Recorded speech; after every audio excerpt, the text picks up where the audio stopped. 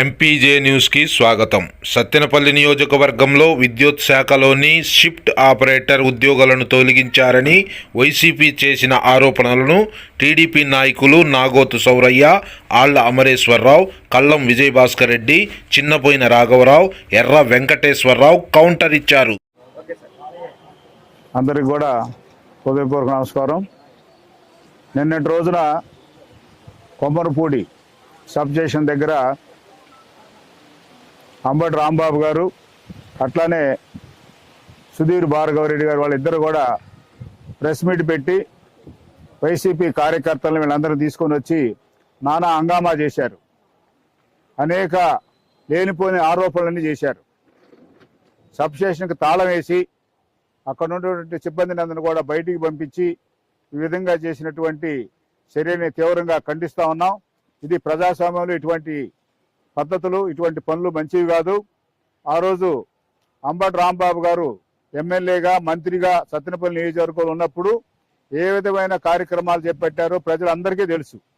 సత్తెనపల్లి నియోజకవర్గంలో ఏ పనులు చేశాడో, ఎటువంటి కార్యక్రమాలు చేసి రాష్ట్రంలో ఉన్నటువంటి ప్రజలందరిలో నోళ్ళల్లో ఏ విధంగా నానాడో మనం అందరం కూడా చెప్పాల్సిన అవసరం లేదు. ఆ పేరు చెప్పుకుంటేనే వాళ్ళకి ఏ విషయాలు గుర్తుకొస్తాయో కూడా అందరికీ తెలుసు. మనం ప్రత్యేకంగా కొంత సంస్కారం అడ్డం వచ్చి ఆ మాటలన్నీ నేను చెప్పట్లేదు. అటువంటి వ్యక్తి నిన్న లేనిపోని మాటలన్నీ కూడా మాట్లాడి అనేక ఆరోపణలు చేశాడు. సబ్ స్టేషన్లో పనిచేసేటువంటి షిఫ్ట్ ఆపరేటర్లని కొంతమందిని తీసుకొచ్చి పెట్టారు. వాళ్ళ దగ్గర డబ్బులు తీసుకున్నారు.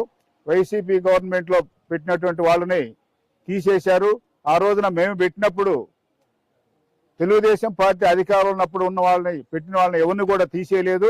మేము కొత్తగా ఖాళీలు వస్తే పెట్టామే తప్ప ఎవరిని కూడా తీసేసి పెట్టలేదని చెప్పడం జరిగింది. అది పూర్తిగా అవాస్తవం. ఎందుకనంటే నా దగ్గర దాని దగ్గర సంబంధించినటువంటి ఎవిడెన్స్ కూడా ఉంది ఇక్కడ.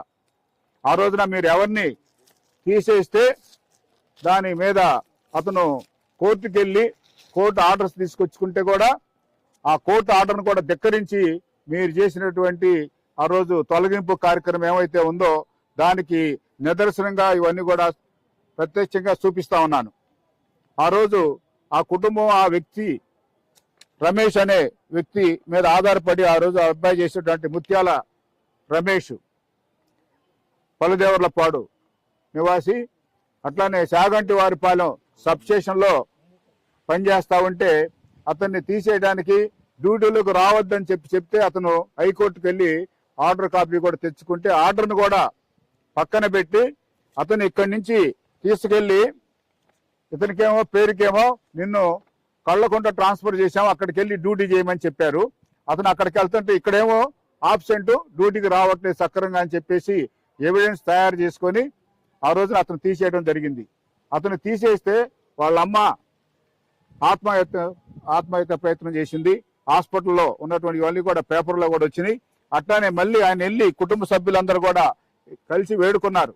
చిన్న పాప ఉంటే కూడా తీసుకొని పోయారు. వెళ్ళి ఆ విధంగా వేడుకుంటే కూడా కనికరించకుండా తీసేశాడు ఆ రోజున. ఇదేమో కోర్టు ఆర్డర్ కాపీ, ఇదేమో దానికి తీసేసినందుకు వాళ్ళ కుటుంబం పడ్డ ఇబ్బందులు కానివ్వండి, ఆ రోజు జరిగినటువంటి పరిణామాలు కానీ ఇవన్నీ కూడా మీకు ఈ విధంగా చూపిస్తా ఉన్నాను. అయితే మేము పెట్టింది 19 మందిని పెట్టారు.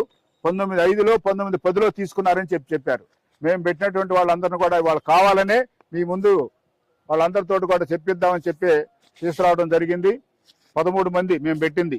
6 పాత వాళ్ళే కంటే మేము ఎవరిని కూడా అట్లా విధంగా ఏదో ఒక విధంగా వాళ్ళు డిపార్ట్మెంట్లు కనుక్కుంటే వాళ్ళు వర్క్ సరిగా చేయట్లేదనో, వాళ్ళ మీద ఆరోపణలు ఉన్నాయనో చేస్తే అట్లాంటి వాళ్ళని తొలగించారు తప్ప సక్రమంగా డ్యూటీ చేసేటువంటి వాళ్ళని ఎవరిని కూడా తొలగించలేదు. వాళ్ళ మీద ఆరోపణలు ఉండి వాళ్ళ మీద ఛార్జెస్ ఉంటేనే వాళ్ళని పక్కన పెట్టామో తప్ప కావాలని సక్రమంగా డ్యూటీ చేసే వాళ్ళని ఎవరిని కూడా పక్కకు తీసేసి మా వాళ్ళని లేకపోతే ఇప్పుడు ఉన్నటువంటి వాళ్ళని పెట్టలేదు. 13 మందినే పెట్టింది. 19 మంది అని చెప్పారు, 13 మందినే పెట్టాం. 13 మంది కూడా ఇక్కడ ఉన్నారు చూడండి. ఎవరైనా సరే వాళ్ళు ఎవరికైనా ఎమ్మెల్యే గారు కానీ, వాళ్ళ తాలూకు మనుషులు కానీ, లేకపోతే మండల స్థాయిలో నాయకులకు కానీ, గ్రామ స్థాయిలో ఉన్న నాయకులకు కానీ ఎవరికైనా ₹1 డబ్బులు ఇచ్చారని చెప్పినా ఏ విధమైనటువంటి శిక్షకైనా మేము దానికి శిరసావహిస్తాం.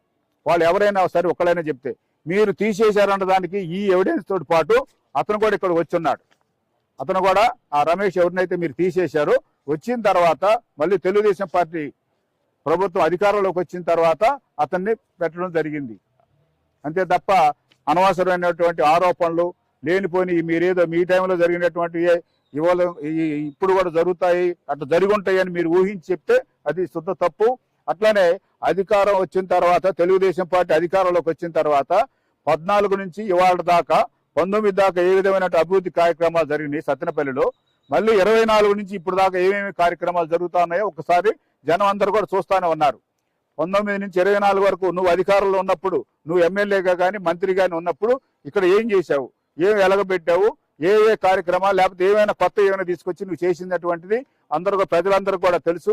అటువంటి అన్ని కూడా వదిలేసి నువ్వు గాలికి వదిలేసి నువ్వు చేసినటువంటి నీ ఎజెండా నీ కార్యక్రమాలు అన్నీ కూడా వేరు. అభివృద్ధి అంటేనే తెలుగుదేశము, తెలుగుదేశం అంటేనే అభివృద్ధి. మేము వచ్చిన తర్వాత ఏమేమి అభివృద్ధి కార్యక్రమాలు చేసాం అందరూ కూడా కనపడతా ఉన్నాయి. ఆ రోజున ఇవాళ అధికారంలోకి వచ్చిన తర్వాత తెలుగుదేశం పార్టీ అధికారంలో రాకముందు ఏమైతే మాటలు చెప్పిందో, ఏ విధమైన హామీలు ఇచ్చిందో అవన్నీ కూడా అన్ని కూడా ఒకటొకటి నెరవేరుస్తా ఉన్నాం.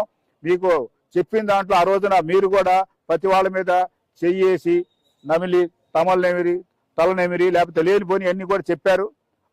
అనేక దానికి ఒక్క ఛాన్స్ అని చెప్తే కూడా వచ్చి ఇచ్చి మోసపోయారు జనం. అవన్నీ కూడా తెలుసుకొని మొన్న అంతకుముందు ఉన్నటువంటి దాన్ని అటుపక్క ఇటుపక్కది మధ్యలో తీసేసి 11 సీట్లే ఉంచారు. ఇప్పుడైనా సరే మీరు ఏదన్నా ఉంటే నిజంగా తప్పు జరిగితే, నిజంగా ఏదన్నా ఉంటే కనుక ఫలానా కార్యక్రమం చేస్తే బాగుంటుందని సరైన సూచనలు ఇవ్వండి. అది ఇస్తే దాన్ని స్వీకరించడానికి సిద్ధం. అంతేగాని లేనిపోయిన ఆరోపణలు మీరేదో చేసి మీలాగానే అందరూ అనుకుంటారంటే మాత్రం ఇది తప్పు.